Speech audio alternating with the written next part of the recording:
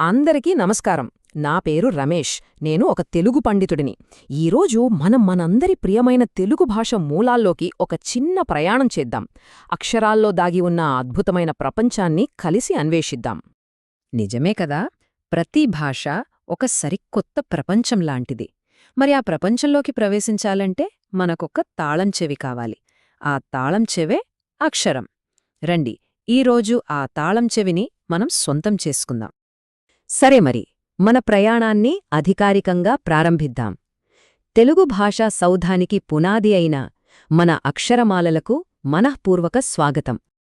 ఏ భాషకైనా ఊపిరి, ప్రాణం దాని స్వరాలు. తెలుగులో వాటినే మనమెంతో అందంగా అచ్చులు అని పిలుస్తాము. ఇవి లేకపోతే భాషకు జీవమే లేదు. అందుకే వీటిని భాషకు ఆత్మలాంటివి అంటారు. అచ్చులు అంటే అకారంతో మొదలై ఆహా వరకు ఉండే అక్షరాలన్నమాట. వీటి ప్రత్యేకతేంటో తెలుసా? వీటిని పలకడానికి వేరే ఏ అక్షరం సహాయం అక్కర్లేదు. వాటికవే స్వతంత్రంగా నిలబడగలవు, ధ్వనించగలవు. అందుకే కదా ఇవి హల్లులకు ప్రాణం పోస్తాయి. ఇప్పుడు ఒక్కొక్క అచ్చును స్పష్టంగా పలుకుతాను. శ్రద్ధగా వినండి. వీలైతే నాతో పాటు పలకడానికి ప్రయత్నించండి, సరేనా? అ, ఆ, ఇ, ఈ, ఉ, ఊ, రు, రూ, ఏ, ఏ, ఐ, ఓ, ఓ, ఔ, అం, అహ. గమనించారా? ప్రతి అక్షరానికి దాని సొంత వ్యక్తిత్వం, దాని సొంత ధ్వని ఉన్నాయి. ఇక్కడే అసలు సాము ఇంటరెస్టింగ్ విషయం ఉందన్నమాట. ఈ అచ్చులు రెండు రకాలుగా కనిపిస్తాయి. ఒకటి ఇలా పూర్తి అక్షరం రూపంలో, రెండవది హల్లులతో కలిసినప్పుడు ఒక గుర్తు రూపంలో. వాటినే మనం గుణింతపు గుర్తులు అని పిలుస్తాం. ఇక్కడ చూడండి, ప్రతి అచ్చుకు దాని గుర్తు ఎలా ఉందో. ఆకారానికి ప్రత్యేకంగా గుర్తు ఏమీ ఉండదు. ఆకారానికి దీర్ఘం అంటే ఆ గుర్తు, ఇకారానికి గుడి ఈ గుర్తు, ఈకారానికి గుడి దీర్ఘం ఈ గుర్తు. ఇలా ప్రతి అచ్చుకు ఒక ప్రత్యేకమైన గుర్తు కేటాయించబడింది. అలాగే ఇక్కడ మిగిలిన గుర్తులు గమనించండి. ఎత్వం, ఏత్వం, ఐత్వం, ఉత్వం, ఓత్వం, ఔత్వం.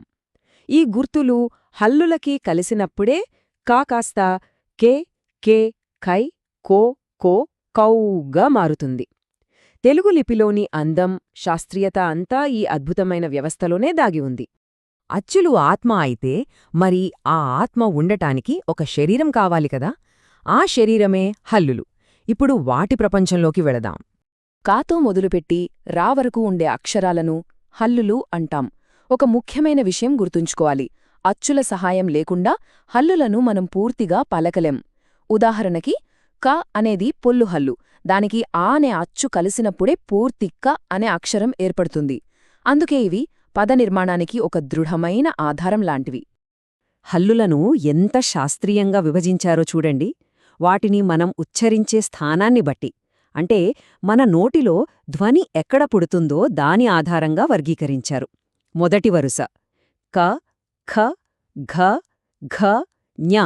ఈ శబ్దాలు కంఠం నుండి, అంటే గొంతు లోపలి భాగం నుండి వస్తాయి. రెండవ వరుస చ, ఛ, జ, ఝ, ఞ. ఇవి పలికేటప్పుడు నాలుక అంగిలిని తాకుతుంది. అద్భుతం కదా. ఇప్పుడు తర్వాతి వర్గాలు చూద్దాం. ట, ఛ, డ, ఢ, న. ఈ అక్షరాల్ని పలకడానికి ప్రయత్నించి చూడండి. నాలుక వెనక్కి మడిచి అంగిలి పైభాగాన్ని తాకుతుంది. ఇక ఈ వరుస త, థ, ద, ధ, న. ఈ శబ్దాలు పలికేటప్పుడు నాలుక కొన పళ్లను తాకుతుంది. ప్రతిదీ ఎంత ఖచ్చితంగా ఉందో. ఇక మనం హల్లుల చివరికి వచ్చేశాం. ప, ఫ, బ, భ, మ. వీటిని పెదవుల సహాయంతో పలుకుతాం. తర్వాత య, ర, ల, వ. వీటిని అంతస్తాలు అంటారు. ఇక చివరగా ష, ష, స, హ. వీటిని ఊష్మాలు అంటారు. ఎందుకంటే గాలిని ఊదుతూ పలుకుతాం కాబట్టి. వీటితో మన హల్లుల పరిచయం పూర్తయింది. అభినందనలు. అచ్చులు, హల్లుల గురించి తెలుసుకుని మనం తెలుగు భాషా ప్రపంచంలోకి విజయవంతంగా మన మొదటి అడుగు వేశాం. గుర్తుంచుకోండి, ఇది ముగింపు కాదు, ఒక అద్భుతమైన ప్రయాణానికి ఆరంభం మాత్రమే. మనమనుకున్నట్టుగానే భాషకు ఆత్మైన అచ్చుల గురించి, శరీరమైన హల్లుల గురించి ఇప్పుడు మనకొక అవగాహన వచ్చింది. ఈ రెండింటి కలయికతోనే అక్షరాలు, పదాలు, వాక్యాలు పుడతాయి.